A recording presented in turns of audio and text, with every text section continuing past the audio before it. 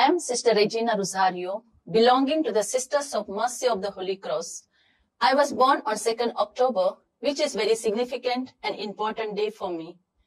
I am the second eldest child among the 6 siblings in a lower middle class and in an agrarian family. My parents were busy in agriculture work. They were hardworking, at the same time God-fearing. We too were brought up in that atmosphere. I was given responsibility to take care of the younger siblings. From the childhood, I was active, happy, talkative, fun-loving, and creative. I always liked to do something.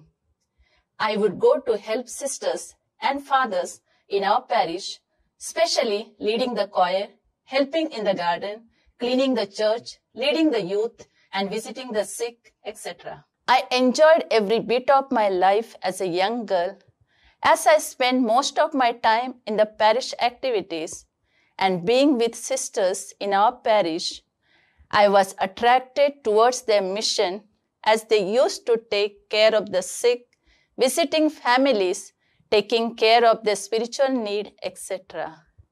I began to love sisters and their mission more and more without realizing that their life and love was bring me closer to God. There was another experience where God was preparing me for his vineyard. In my village, there was a boy named Rodden of my age. He was struck by polio and was in wheelchair. The sisters from our parish used to visit him often and clean his wounds. With the sisters, I began to visit him and spend time with him, and slowly I became a regular visitor to him. We became good friends. One fine day, sisters stopped coming, and his mother was cleaning his deep wounds. I, being his same age, could not help to clean his wounds, but there something happened to me, and I said to myself, I must help this kind of people who need my help, who are rejected by the society. I imbibed in me the value of loving and caring for the sick and suffering and those poor who felt dejected and rejected. But this thought of mine I did not reveal to my parents. I continued being active, sociable, and taking part in spiritual activities. God had begun to take initiative and get hold of me. Though I continued, I enjoyed my life. And at the same time, I was responsible to take care of my younger siblings, to do the household work, to help out the parents in the field. My parents used to feel proud of me because I was known to everyone in the parish, in the school, and as well as outside the village.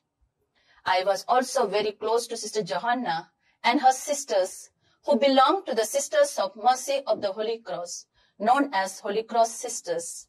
They were visiting my village often to provide food items to the poor families. I was a translator for them. Their constant visits, love and compassion for poor attracted me more. As I was waiting for my 10th result, my English teacher, Sister Claudia, invited me for 3 days of vocation camp.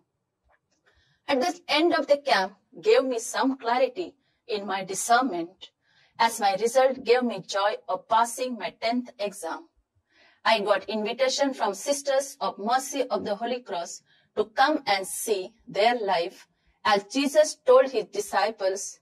Immediately, I took admission in the college and went to stay with them for 2 years. My call was confirmed by the end of my 12th standard. By being with them closely and seeing their love for poor, sick, needy, and their involvement in the parish and with parishioners, I began my journey in serving God's people in Maharashtra in different communities for 5 years at Bhayandar, Mira Road, and Vasai, working for Diocesan Center, taking care of babysitting, teaching in the school, animator for youth, and coordinator for YCS-YSM. In Tamil Nadu, I worked 7 years. At Devashala, which is closer to Uti, I was teaching.